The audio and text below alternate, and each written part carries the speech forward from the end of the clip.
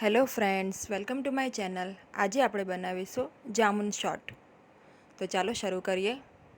Jamun shot બનાવવા માટે મેં અહીંયા 250 ગ્રામ જાંબુ લીધા છે અને જાંબુને સારી રીતે ધોઈને પાણી નિતારી લીધું છે. એને હવે તમે કોઈ પણ જાંબુ લઈ શકો છો, નાની સાઇઝના કે મોટી સાઇઝના, તમને જે ગમે એ તમે જાંબુ લઈ શકો છો.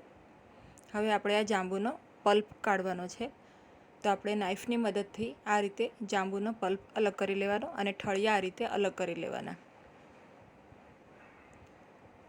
હવે આ પલ્પને આપણે એક મિક્સી જારમાં નાખીશું. એમાં મેં જાંબુનો પલ્પ અને સાથે ફુદીનાના પાન નાખ્યા છે. સાથે આપણે ચાટ મસાલો નાખવાનો છે.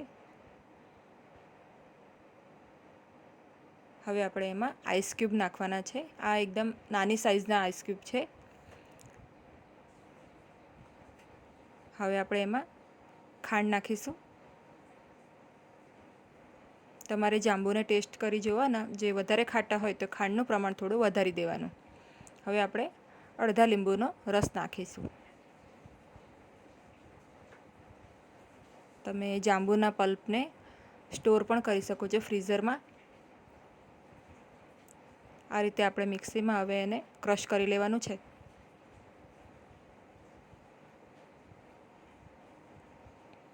આ જામુન શોટ ખૂબ જ ટેસ્ટી બને છે અને અત્યારે તો ચોમાસામાં જાંબુની સિઝન છે, તો તમે એકવાર જરૂરથી આ બનાવજો.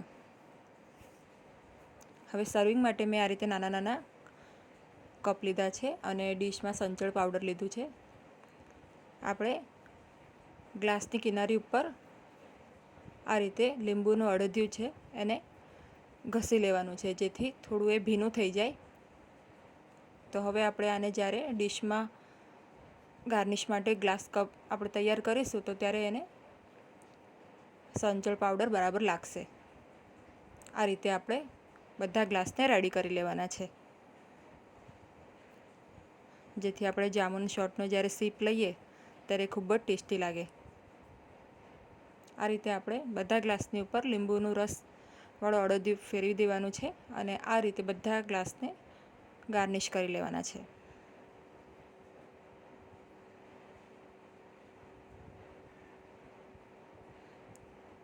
આપણે એક્સ્ટ્રા મીઠું લાગે તો આમ થોડું ખંખેરી લેવાનું છે.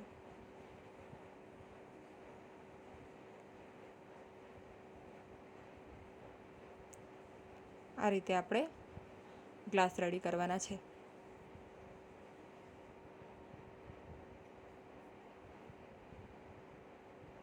હવે આપણે ગ્લાસમાં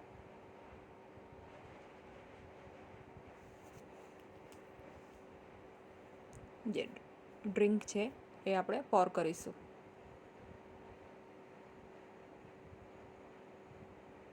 આ રીતે આપણે બધા ગ્લાસમાં સર્વ કરી લઈશું. તો રેડી છે જામુન શોટ, એકદમ ટેસ્ટી. તમે આ રીતે એક વખત ચોક્કસ બનાવીને જોજો. જો તમને મારી વિડીયો ગમે તો એને લાઈક અને શેર કરજો તથા મારી ચેનલને સબસ્ક્રાઈબ કરજો.